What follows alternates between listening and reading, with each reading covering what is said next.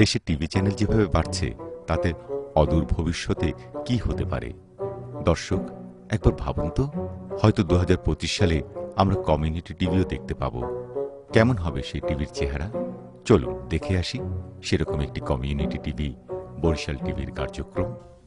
এখন বাজার সদাই দিন দিন বাড়তেই আছে বাজারের জিনিসপত্রের দাম।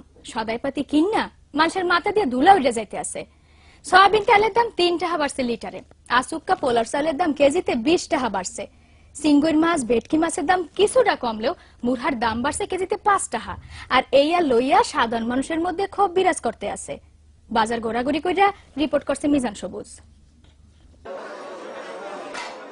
শেরশার আমলে বলে টাহায় 8 মণ চাল পাওয়া যাইত, আর বরিশাল চক বাজারে মোটা চাউলের কেজি 40 টাকা। পোলার চাউলের দাম 7 করিয়া এক সপ্তাহের মধ্যে বাড়ছে কেজিতে 20 টাকা। সোয়াবিন তেলের দাম লিটারে আবারও 3 টাকা বাড়ছে। এখন তো শীত শেষ হয়ে গেছে, এই লিগে সবজির বাজার একটু চেতা। যে কদু 2 সপ্তাহ আগে 20 টাকায় মানুষে কিনছে, এখন হইয়া 40 টাকায় বিয়ায়। লাল হাক, কদু হাকের দাম আগের না হানি আছে। আইসেন কমের তো টিভি এই দেখায় এই বাজারটা দেখছেন আপনারা, বুঝছেন?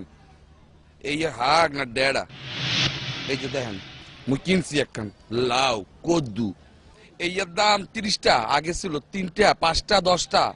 এখন এই খাই ডাইল দিয়া, বুঝছেন? আর এই যে আন্ডা এই হইলো 35 টাকা আলি, বুঝছেন? এই তো খাই না মোরা দেখি।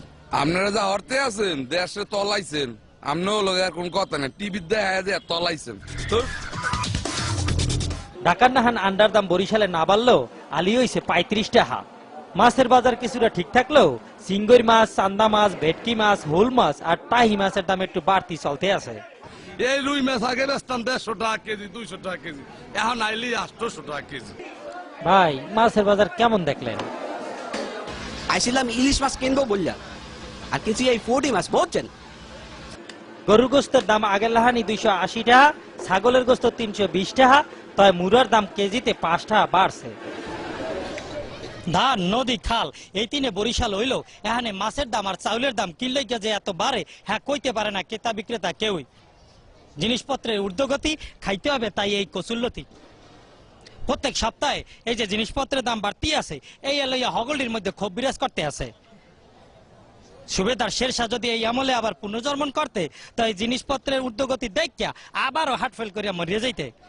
বাজারের এই দুর্দশা থেকে বাঁচতে চায় বরিশালবাসী। মিজান সবুজ, বরিশাল চকবাজার, বরিশাল টিভি।